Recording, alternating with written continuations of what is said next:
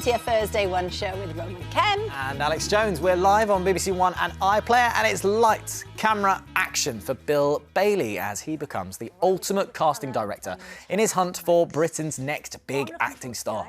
Wonka villain Matt Lucas will be talking about drama on and off the pitch ahead of the new series of Fantasy Football League. Ooh, can't wait for that one. And Andy Oliver will be giving us a taste of what's in store on tonight's Great British Menu as the contestants battle it out for the chance to prepare a lavish banquet in Paris in celebration of the Olympics. Yeah, there they are in our green room. Oh. No sign of a lavish banquet there, just crisps. Plus, this is my idea of absolute hell, but cold water swimming has been making a splash over the last few years, and tonight we meet the ice addicts taking the sport to the next level. Yeah, so if you have a question for any of tonight's guests, dive right in. Sorry. All the details are on screen right now. We do always love to see as well the view where you live. Look at all these wonderful pictures. That one's nice over there. Yes, and send them in and we can put them on our screens here. But first, we're kicking off with this week's One Big Thank You, and tonight it's delivered by star of Game of Thrones, Ian McElhinney, to Sean... Oh, I knew it was going to go wrong. Sean Drury, from Harpenden. Yeah, now Sean has raised thousands of pounds to buy life-saving equipment for his local hospital, and as a result has saved the lives of countless babies. So let's find out a little bit more about him.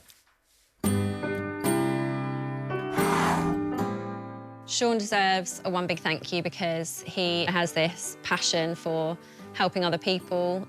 In 2020, Sean Drury and his wife Laura were expecting their third child.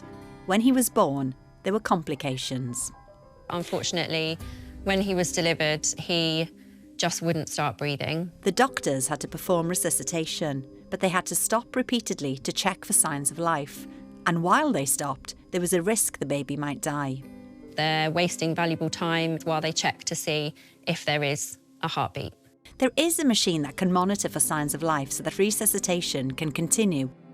But the hospital didn't have one. While Ollie survived, other children have been lost because of the lack of machines.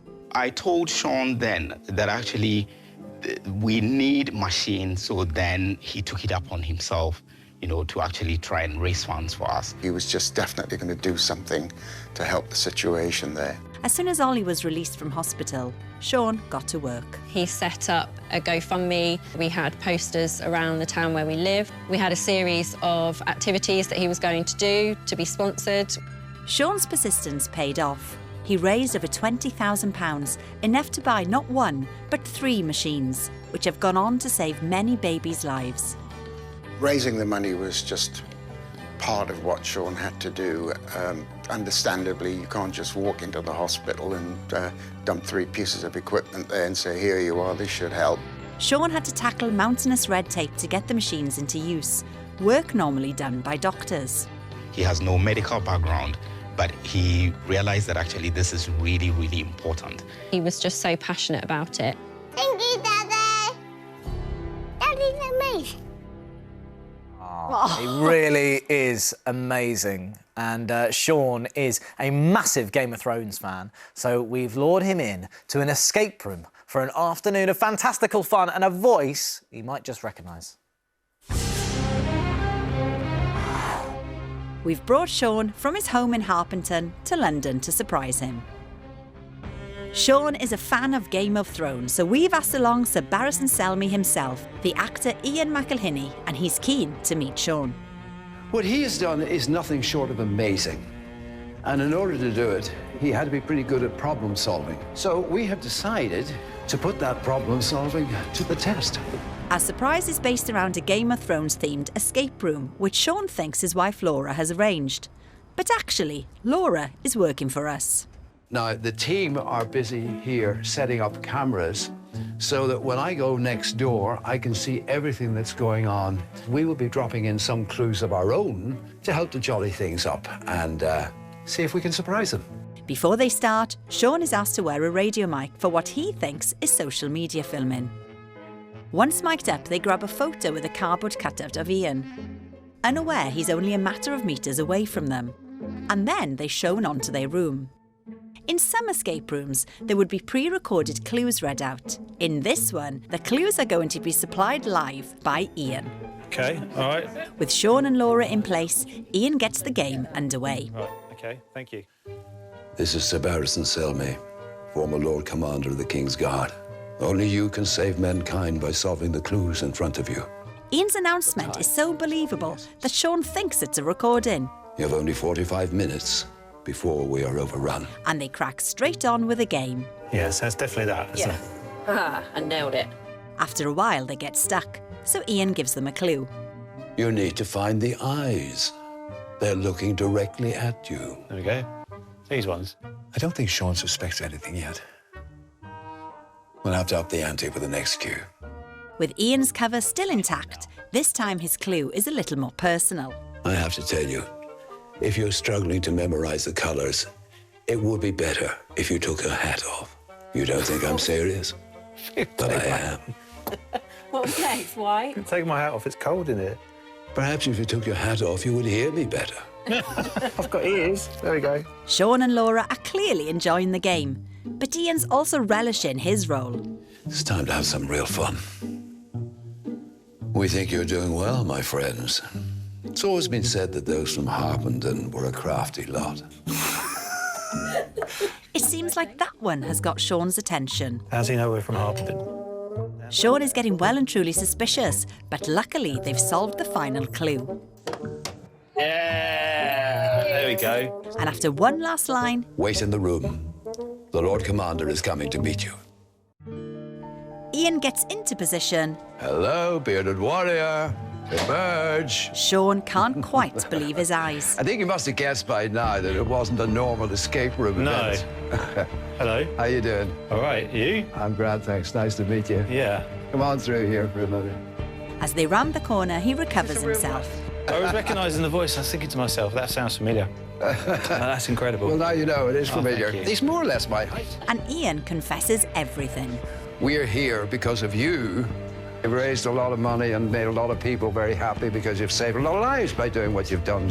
So on behalf of the One Show, we're here to offer you one big thank you. Oh, wow. Congratulations. The One Show? Yes. Congratulations, well done. You've done amazing work. Thank you. We've actually got some more stuff to show you, so follow me. Ian leads Sean back to the room where he's been watching everything unfold. This is our little den, and now here on this screen, we're going to show you a few messages that have been sent through. Hi Sean, it's Jermaine here from The One Show. We wanted to say one big thank you for the remarkable fundraising that you achieved for your local hospital, and you should be incredibly proud. But we're not the only people who think you're wonderful. Massive congratulations on receiving this recognition. What you've done is amazing, and it truly is deserved. Sean, I'm so proud of you for getting the monitors for the babies. Thank you, Daddy. You're so amazing. You helped a lot of other babies like Ollie. And Sean's favourite TV presenter, Graham Norton, sent this message. I just wanted to say how impressed I am by the effort you've gone to raise money for these life-saving machines, which are now in your local hospital, and how wonderful that they get to help other children who, like your son Ollie, really need them. Congratulations, and from me and all of us, one big thank you. There you go. Well done. Thank you. Good man. Cheers. Ah, brilliant work. And Sean's fundraising continues with a skydive plan for later this year. That's brilliant, isn't it? Oh, How many people go out and think, right, I'm going to buy this equipment for this hospital, you know? It is, you know, these are things for 1 in a million people, and it is a massive thanks as well to Ian for helping us surprise Sean. And if there is someone that you would like to say thank you to, one of those people that Al's talking about, get in touch with us and we will get on the case. Just email us one big thank you at bbc.co.uk. Right then. Let's meet tonight's guests. There are 3 of them all together: Bill Bailey, Andy Oliver and Matt Lucas. Yes. Hello. Well, it's difficult to know where to start, isn't it? Because you've all got so much to talk about. But we're going to start with you, Bill. We're going to go alphabetical order. Thank you. Now, I'm very excited. Andy. Oh, no, I'm actually. That would be me. See you later. We'll go in physical order. We'll go down the sofa. There we go. Logical line. I mean. Anyway, And I forget wanted to that get you on my happened. cushion. Sorry, carry on. your project. I'm Yes. super excited. Forget any of that. All right. Very excited about this because I've never seen anything like this before. No. Before we talk about it, let's have a look. It's called Bring the Drama. Okay. This show is about giving a chance to 8 people who always dreamt of being an actor, but never got the opportunity. I don't want your costumes. Selected from thousands of applications from across the UK. This is my final opportunity to shine. They've all found it impossible to get a foot in the door of this notoriously tough business. But they've never given up hope. I've got to put everything into it. I've never had an option B. You've got to be all right every week. Oh, this looks so good. So there'll be a lot of people watching that going, oh, you know, what agency have you picked them up from? But none of these guys and girls, they've had any training. No. And they're from all different walks of life, right? That's right. Yes, exactly. And as you say, they're all, you know, sort of raw talent. They've all got something. They've got some talent, but they've never been tutored, never been to drama school. And a lot of them have, you know, their own challenges in their own lives, which you might think perhaps would be a barrier to, you know, entering the profession of acting. I mean, like partial sight, you know, one of them, Chris, is deaf. And, you know, 3 of them are a little bit older, you know, sort of more of my vintage, when it's difficult to get parts, you know, as actors. But it's really nice as well, because you've got, like, people in there who are, like, retired police officers and different jobs, and then all of a sudden they just want to embrace acting. That's it. And the thing is, what's comes across right from the get-go is they've loved this, they've wanted this, they've lived this their whole lives. Since they were kids, they wanted to act. And this is giving them that opportunity. And they get amazing mentoring and training, and they get to reenact these classic scenes from TV dramas. So they get to meet the cast, and they get the full crew, they get the full experience. Yeah, well, Andy is desperate to go on the set of Silent Witness. Oh, well, you did. Silent Witness. Yes, well, we did. We recreated a scene from Silent Witness. Oh my God, It was it's amazing. this perfect BBC drama. Do you know what I mean? Yes. But it just hits. Everyone's been in it. You know, they've Yes, all been one in of it. those. Benedict Cumberbatch has been. I mean, they've all been in it. You know, it's amazing. Yeah, and do you think that, you know, watching all these lovely people take on this challenge, did it remind you of when you first got into? Yeah, acting? absolutely. Yeah, because of course, you know, there's no sugar coating in this show. I mean, it's very much presented like, well, acting is a tough profession. You're going to get rejection, and I remember that very keenly. You know, going to auditions and not getting the part and taking it personally, but actually, you just have to kind of keep going. A lot of it is about resilience and determination. Yeah, I mean, what you say there as well, it's super, like, the process itself is really intense. Yeah. Well, it seems like that, Yes. definitely. What do they leave with at the end of it? Well, what they'll get this fantastic show reel, because they've all been filmed in these scenes from these different TV shows. So all the shows are recreated, so they get this amazing show reel. They get amazing advice from casting director Kelly Valentine Hendry, who's you know, co-presents the show with me. They'll get amazing experience, insight into the world of acting and casting. And then at the end of the series, there's 3 of them who go through to a showcase where they'll perform a monologue in front of talent executive, like, you know, casting people, casting people, agents, and hopefully, you know, they've got this amazing all these tools that they've learned to send them out into their acting career.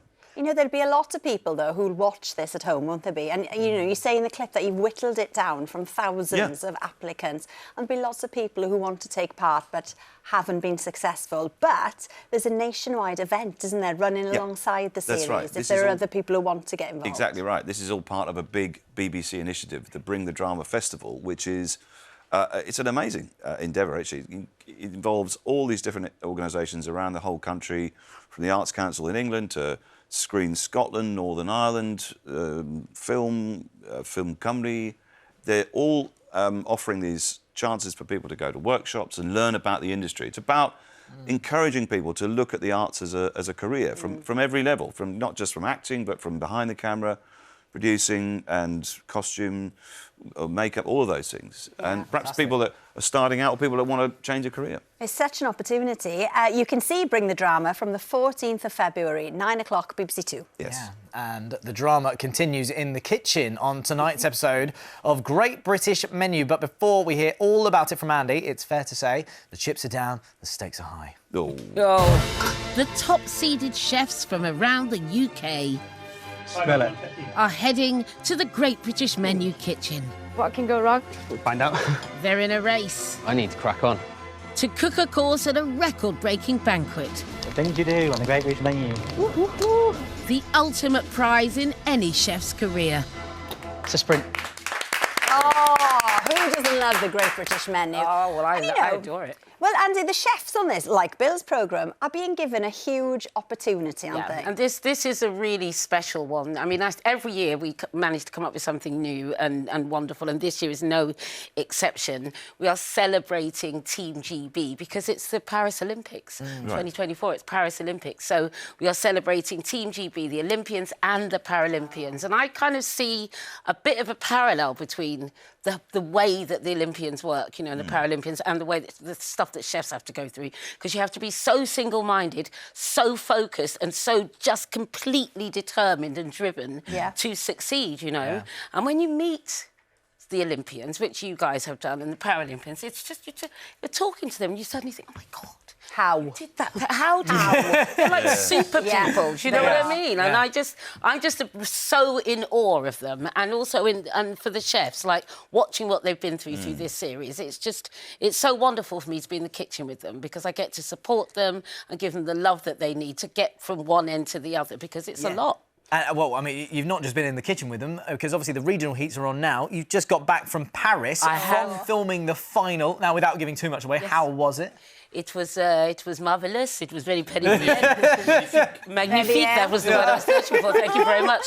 It was magnifique. It was beautiful and awe-inspiring. And I can't really tell you too much about it, but I looked great. OK, well, that's the important thing, obviously. Oh, there's me with the ambassador. Oh, well, that is an outfit, Andy. Yes, that's one of my outfits, darling. We were at the ambassador's residence, which is this extraordinary, like, inhabitant in the middle, right and smack bang in the middle of Paris, that the British government have had for 200 years. The Duke of Wellington bought it, and it's it's very ooh la la, darling. It was huge and grand and exciting and swanky. Little nibbles. Did you have amuse-bouche? We had a little bouche. Bit of a boosh. Well, you've got your regular judges on there. You've got comedian Ed Gamble's there, restaurateurs Nisha Katona and Tom Kerridge as well. What are they like to work with? Oh, they're fantastic. You know, Nisha's sort of 20-odd restaurants up and down the country. Ed Gamble, hysterical, and Tom Kerridge, just one of the most highly regarded chefs in the country. And he is also one of the kindest people I've ever met. He's incredible. You know, the way that he mentors the chefs behind the scenes is really, really important. Like, he will go and check on each and every single one of them and make sure they're good and help them with what they need and help them move on to the next stage. And he's not required to do that, you know, but he really goes that extra mile, and I just have so much respect for him. It's a real privilege to work with him. He's a top man, isn't he? Yeah, he's a top man. But, you know, it has been a really tough time for the hospitality industry, hasn't it? How is morale, then, behind the scenes? Well, it's interesting, really, because chefs are a little bit bonkers, right? So I think that chefs are kind of perennially optimistic, no matter what. And I think it's something to do with the innate nature of cooking food, of sharing food with other people, even when, you know, the chips are down, as you so brilliantly put it. But even when things are... You just finally got it. Just got it. Even when things are tough, chefs will keep going, you know, and there's something joyful at the very core of what we do, you know, and you just keep putting one foot in front of the other. Things are hard for everybody right now. It's not just the restaurant industry, but, you know, one thing that people will always need is each other and food. And food brings us together and reminds us of our humanity. So I think even though the industry's in a tricky place, just like the rest of the country, chefs are OK, we're doing all right, you know, and there's sort of a never-ending new ways of getting food to people, you know, little pop-ups and supper clubs, and people don't necessarily need to have a bricks-and-mortar whole giant restaurant that they have to keep going all the time. There's different ways of getting to people, and food will always connect us to each other, so... Well, the Great British Menu continues tonight, 8 o'clock on BBC Two, and if that's whetted your appetite, there's previous series of Great British Menu available to view on iPlayer. By the way, love the fan, Andy. Darling, the flushes. Now, don't forget, very shortly, I'm so excited, we're going to be talking about one of my favourite topics in the world with Matt Lucas. Yes, we're talking football. But continuing the Olympic theme, we're turning our attention now to a sport that could one day be included in the Winter Olympics. Yes, but for the people we're about to meet, if they're not breaking the ice, they're never going to break a record. Over the last few years, ice-cold therapy has really taken off. From dunking in ice baths to scientists promoting the therapeutic effects of a cold shower in the morning. But there are some ice addicts who are taking their love of cold water swimming to the next level. Take your back! And this water isn't just chilly, it's almost freezing. Ice swimming is swimming in water of 5 degrees Celsius and under. It's a great sport, it's growing. It just takes that tradition of getting into cold and ice water for mental and health benefits and puts a competitive edge around it. It's been recognised as an official sport since 2009. 73 countries now compete, and there are calls for it to become an Olympic sport. Laura Nesbitt from Somerset is one of the UK's top competitors. So I'm down here 3 times a week. My parents are both absolutely warm-blooded sunshine people and for some reason my genetics are totally different. Laura has been representing Great Britain in ice swimming since 2022. She won 2 silver medals and 2 bronze at the 2023 World Championships. We're not full-time, we're not paid to do this, but we all race as hard as we can and have a great time. There is a sense of addiction with ice swimming because you get such a rush of adrenaline, and when you get out you feel like there's just stardust like sparkling on your skin. It's amazing. The sport is also attracting some of the indoor swimming world's elite. Dan Wallace from Edinburgh won a silver medal at the Rio Olympics for Team GB. It's cold. I retired from indoor swimming back in 2018 after the Commonwealth Games, and I kind of found myself competing in a different way. Honestly, I find the cold quite difficult. I don't quite have the build for it. It's something that I'm still really working on. It's something that's still really new to me, so I'm always going to find that a challenge. Now that the ice has been broken, Dan and his training partner Connor can acclimatise. Yeah, let's go. And there's no hesitation as they get in. My training schedule right now is balancing pool swimming and cold water immersion. So I'm doing ice baths regularly. I'm coming down to the lake as much as I can. People think I'm pretty mad, but what's nice is a lot of my friends and family do this, and they get involved in it and they enjoy it as well. Maybe not to the extremes that I do, but you know, we're all just having fun. Today, both Laura and Dan are competing at the National Championships in Cheltenham, organised by fellow ice swimmer Kate Steels. We've got about 100 competitors. Some of them are GB swimmers, and also new people join in to try it, to get into that competitive spirit. Get into the water! The referee today is disabled ice swimmer Jonty Warnerkin. We have swimmers who are 18 years old all the way up to 75 and above, so it is a sport that is truly open to everyone. This isn't for novices and can be dangerous if you're not used to it. It's important to check with your doctor if you want to try it out. The body obviously doesn't function as efficiently, so you have that mental challenge and physical challenge before even the racing has started. These competitors are ready for the off.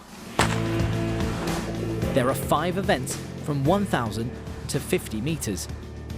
Laura comes second in the 1,000 metres and wins the 500 metres convincingly.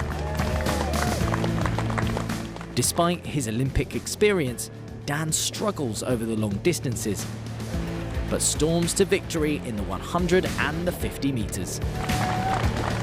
It was tough. I've never really felt a challenge or stress like that before on my body, but it was great to get in there and kind of see how I handled it.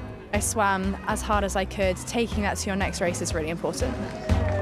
With this event under their belts, next stop will be the European Championships in Romania this weekend. Got a headache just thinking about it. Really? I'm a fan of those ice baths. You say this? Yeah, but I just want to pretend I'm a footballer. What's that room you go into? That's the one you like? Cryogenic freezer. Big fridge. Oh, yeah, big be in there. Well, look, talking about you know, ice baths and sports and athletes, well, it leads us nicely into Matt Lucas, because fantasy football League is back. What's in store for season 2? So the show's back on tomorrow night on Sky Showcase and Sky Max and Now TV. Yeah. And it's the show that we started doing the year before last. It's me and Ellis James and Andrew Mensah. And it's the old format that Frank Skinner and David Baddiel used to do. And we have lots of new celebrity guests on this time. I know you did the last series. I did indeed. You and Russell. I came second to Russell Howard. You did.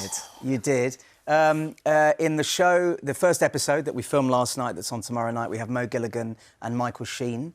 Next week we have Catherine Ryan and Alex Horn. We have some great guests. We have Luke Littler this series, Oh, which fantastic. we're very excited about.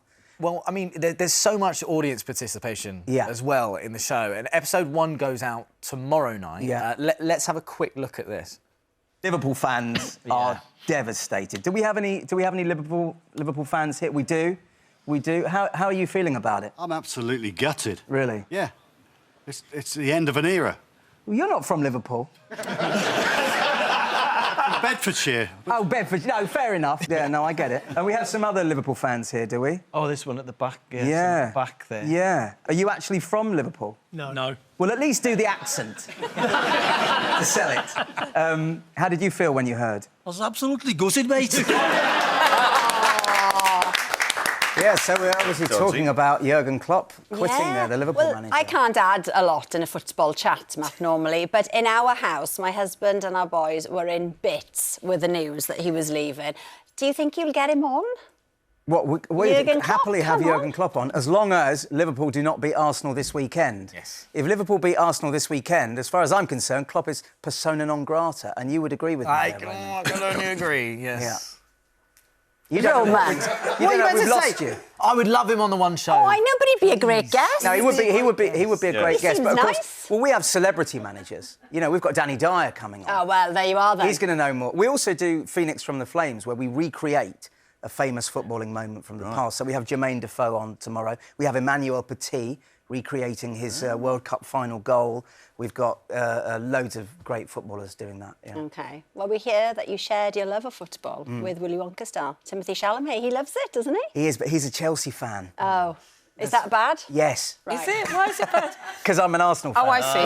Well, I don't see, but... Yeah. No, he loves his football. He knows a lot about it, and when he's over here, he does go to some games. Yeah. Did you ever kick about on set? No, we didn't. No, it was really cold when we were filming. Was it? Really? Oh, it was freezing. Do you know what, though, right? It is brilliant. We have to talk a bit about it. It is brilliant. Was it as much fun to film as it looks? Because it comes across so amazingly well. Do you know, we had so much fun filming Wonka, and, you know, one of the great things was they had their very own chocolatier on the movie, making all that chocolate. And the hover chocks that we ate, I played a prop. Oh, the ones that, that made us fly. And we were actually on wires, really flying. It's not CGI. We actually were going up and down for days, back and forth. But the hover chocks that we ate, they were vegan. They were delicious. They should really put those in the shops. They were amazing.